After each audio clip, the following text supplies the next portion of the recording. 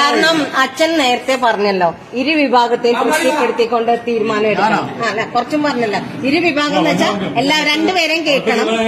രണ്ടുപേരെയും കേട്ടിട്ട് രണ്ടുപേരുടെ അത് അവിടുത്തെ വികാരി ഊരക്കാരനച്ഛൻ ഞങ്ങളോട് ഇന്നലെ പറഞ്ഞു. അല്ല ആ കാര്യത്തിനെ ബേസ് ചെയ്തല്ല ഞാൻ പറയുന്നത്. ഇരു വിഭാഗം നമുക്കിപ്പോ അറിയാലോ, ഒരു വിമതരും ഉണ്ട്, സഭയുടെ കൂടെ എന്ന് പറയപ്പെടുന്ന ഞങ്ങളും ഉണ്ട്. അപ്പൊ ഈ രണ്ടുപേരും അച്ഛൻ ഒരു കാര്യം മനസ്സിലാക്കേണ്ടതെന്ന് വെച്ചാൽ ഈ വിമത വിഭാഗം എന്നൊരു വിഭാഗം ഇല്ല ഇവിടെ. ഇവിടെ ആകെ വിമതരുള്ളത് ഈ വൈദികര് മാത്രമേ ഉള്ളൂ. എറണാകുളം അതിരൂപതയിൽ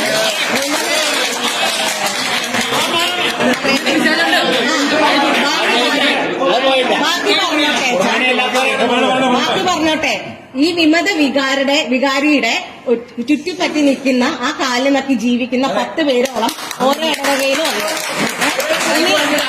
ബാക്കിങ്ങളെ പറഞ്ഞോട്ടെ. ഇനി ഇവരൊരു മീറ്റിംഗ് വിളിച്ചെന്ന് വെച്ചു, എവിടെയെങ്കിലും സഭയുടെ കാശെടുത്തവർക്ക് മീറ്റിംഗ് വിളിക്കാം. സഭയുടെ സ്ഥാപനങ്ങളുണ്ട്, എല്ലായിടത്തും ഇവർ മീറ്റിംഗ് വിളിക്കും, വണ്ടി അറേഞ്ച് ചെയ്യും. ഇതിന് വരുന്നത് ഓരോ ഇടവകയിലും 3 ആഴ്ച വിളിച്ച് ചൊല്ലി ഈ 10 പേര് വീതമാണ് ഓരോ ഇടവകയിൽ നിന്നും വരുന്നത്. 300 ഇടവകയിൽ നിന്ന് വന്ന 3000 പേര്. അത്രയും പേര് ഈ എറണാകുളം അങ്കമാലി അതിരൂപതയിൽ ഈ വിമതരുടെ കൂടെ ഉള്ളൂ. ബാക്കിയുള്ള 95% പേരും സഭയുടെ കൂടെയാണ്.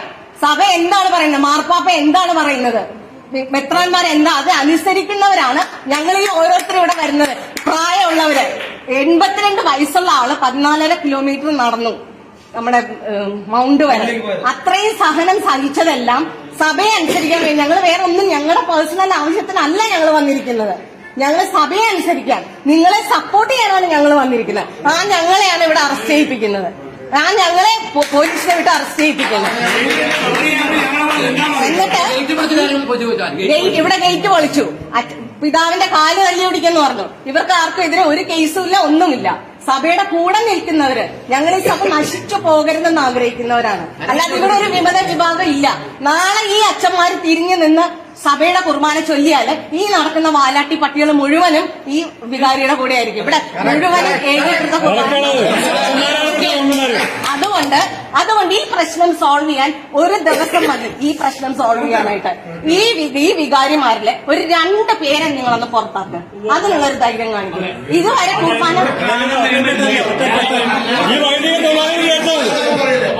ഈ ഏകീകൃത കുർബാന ഇതുവരെ ചൊല്ലാത്ത, അഹങ്കാരം കൊണ്ട് മാത്രം, അനുസരണക്കേട് കൊണ്ട് മാത്രം, വൈദികനായിരിക്കാനുള്ള മിനിമം യോഗ്യതയില്ലാത്ത ഒരു 2 പേരെ പുറത്താക്കിയാൽ മതി. ഇവിടുത്തെ പ്രശ്നം തീരും. ബാക്കി ആർക്കും പ്രശ്നമില്ല.